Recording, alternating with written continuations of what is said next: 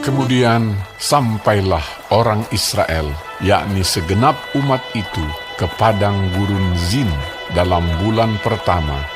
Lalu tinggallah bangsa itu di Kades. Matilah Miriam di situ dan dikuburkan di situ. Pada suatu kali, ketika tidak ada air bagi umat itu, berkumpullah mereka mengurumuni Musa dan Harun, dan bertengkarlah bangsa itu dengan Musa, katanya, "Sekiranya kami mati binasa pada waktu saudara-saudara kami mati binasa di hadapan Tuhan, mengapa kamu membawa jemaat Tuhan ke padang gurun ini, supaya kami dan ternak kami mati di situ? Mengapa kamu memimpin kami keluar dari Mesir untuk membawa kami ke tempat celaka ini, yang bukan tempat menabur, tanpa pohon ara, anggur dan delima, bahkan air minum pun tidak ada?" Maka pergilah Musa dan Harun dari umat itu ke pintu kemah pertemuan, lalu sujud. Kemudian tampaklah kemuliaan Tuhan kepada mereka. Tuhan berfirman kepada Musa, "Ambillah tongkatmu itu, dan engkau dan Harun kakakmu harus menyuruh umat itu berkumpul. Katakanlah di depan mata mereka kepada bukit batu itu, supaya diberi airnya. Demikianlah engkau mengeluarkan air dari bukit batu itu bagi mereka, dan memberi minum umat itu serta ternaknya." Lalu Musa mengambil tongkat itu dari hadapan Tuhan, seperti yang diperintahkannya kepadanya. Ketika Musa dan Harun telah mengumpulkan jemaah itu di depan bukit batu itu, berkatalah ia kepada mereka, "Dengarlah kepadaku, hai orang-orang durhaka. Apakah kami harus mengeluarkan air bagimu dari bukit batu ini?" Sesudah itu Musa mengangkat tangannya, lalu memukul bukit batu itu dengan tongkatnya 2 kali. Maka keluarlah banyak air, sehingga umat itu dan ternak mereka dapat minum. Tetapi Tuhan berfirman kepada Musa dan Harun, "Karena kamu tidak percaya kepadaku, dan tidak menghormati kekudusanku di depan mata orang Israel, itulah sebabnya kamu tidak akan membawa jemaah ini masuk ke negeri yang akan kuberikan kepada mereka." Itulah mata air Meriba, tempat orang Israel bertengkar dengan Tuhan, dan ia menunjukkan kekudusannya di antara mereka. Kemudian Musa mengirim utusan dari Kadesh kepada Raja Edom dengan pesan, "Beginilah perkataan saudaramu Israel. Engkau tahu segala kesusahan yang telah menimpa kami, bahwa nenek moyang kami pergi ke Mesir, dan kami lama diam di Mesir, dan kami dan nenek moyang kami diperlakukan dengan jahat oleh orang Mesir, bahwa kami berteriak kepada Tuhan, dan Ia mendengarkan suara kami, mengutus seorang malaikat dan menuntun kami keluar dari Mesir.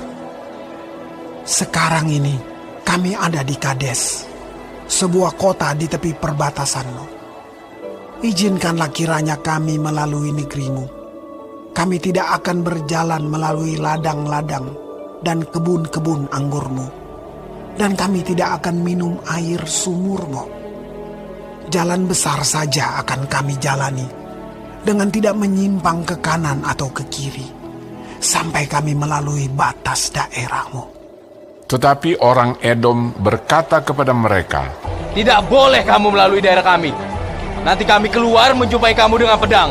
Lalu berkatalah orang Israel kepadanya, Kami akan berjalan melalui jalan raya, dan jika kami dan ternak kami minum airmu, maka kami akan membayar uangnya, asal kami diizinkan lalu dengan berjalan kaki. Hanya itu saja. Tetapi jawab mereka, Tidak boleh kamu lalu. maka keluarlah orang Edom menghadapi mereka dengan banyak rakyatnya dan dengan tentara yang kuat. Ketika orang Edom tidak mau mengizinkan orang Israel lalu dari daerahnya, maka orang Israel menyimpang meninggalkannya. Setelah mereka berangkat dari Kades, sampailah segenap umat Israel ke Gunung Hor.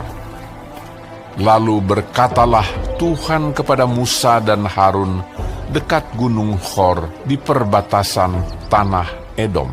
Harun akan dikumpulkan kepada kaum leluhurnya, sebab ia tidak akan masuk ke negeri yang kuberikan kepada orang Israel, karena kamu berdua telah mendurhaka kepada titahku dekat mata air Meribah. Panggillah Harun dan Eleazar anaknya, dan bawalah mereka naik ke Gunung Hor. Tanggalkanlah pakaian Harun, dan kenakanlah itu kepada Eleazar anaknya. Kemudian Harun akan dikumpulkan kepada kaum leluhurnya dan mati di sana. Lalu Musa melakukan seperti yang diperintahkan Tuhan. Mereka naik ke Gunung Hor, sedang segenap umat itu memandangnya. Musa menanggalkan pakaian Harun dan mengenakannya kepada Eleazar, anaknya. Lalu matilah Harun di puncak gunung itu. Kemudian Musa dengan Eleazar turun dari gunung itu. Ketika segenap umat itu melihat bahwa Harun telah mati, maka seluruh orang Israel menangisi Harun 30 hari lamanya.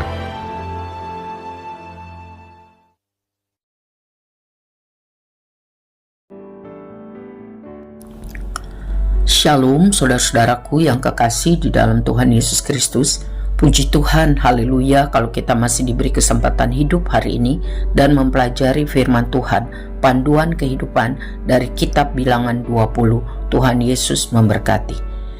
Mengenai Miriam mati, dosa Musa dan Harun, Edom menolak permintaan orang Israel melalui negerinya dan Harun mati.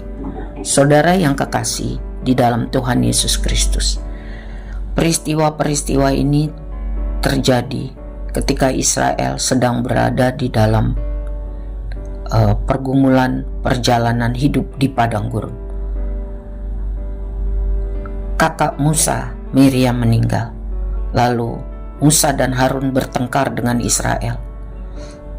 Akibatnya Tuhan menghukum mereka berdua karena tidak menunjukkan hormat kepada Tuhan di depan Israel.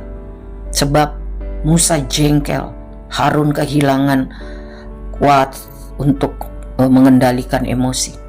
Karena umat Israel terus menggerutu, komplain, ya. Mereka tidak percaya, tidak taat kepada Tuhan. Akibatnya Musa dan Harun kehilangan kendali untuk menguasai emosi. Mereka mengikuti emosinya. Memang sangat manusiawi menghadapi orang yang terus-menerus banyak komplain, tidak tahu bersyukur.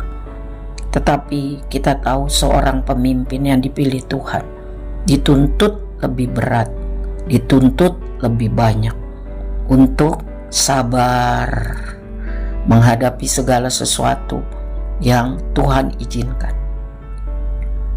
Israel lalu ditolak oleh saudara senenek moyang mereka, yaitu Edom, ketika mereka mohon izin melewati tanah Edom.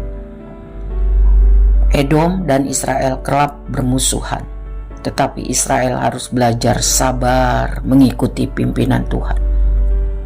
Sabar menghindari perang, saudara.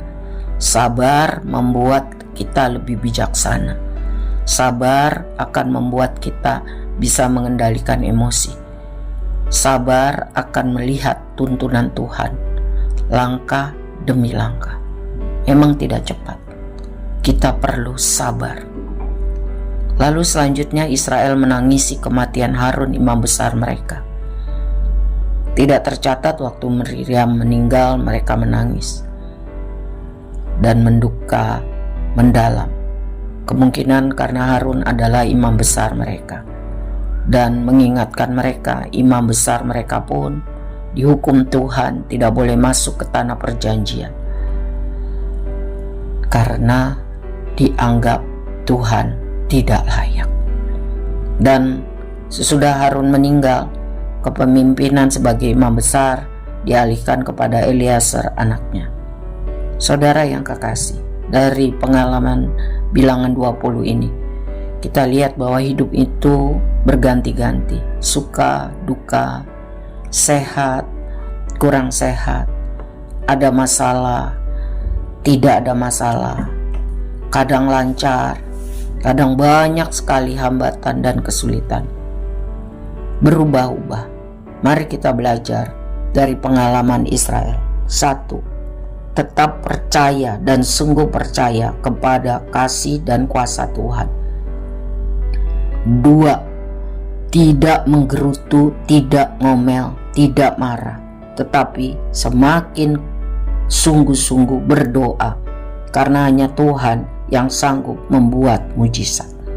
Yang ketiga, belajar sabar waktu menghadapi kesulitan. Minta tolong Tuhan memberikan buah roh kesabaran itu kepada kita. Tuhan tidak pernah keliru memimpin hidup kita. Tuhan turut bekerja untuk mendatangkan kebaikan selama kita sungguh-sungguh hidup mengasihinya dan berjalan sesuai rencananya. Tuhan tolong kita dapat melakukan firman Tuhan ini. Amin.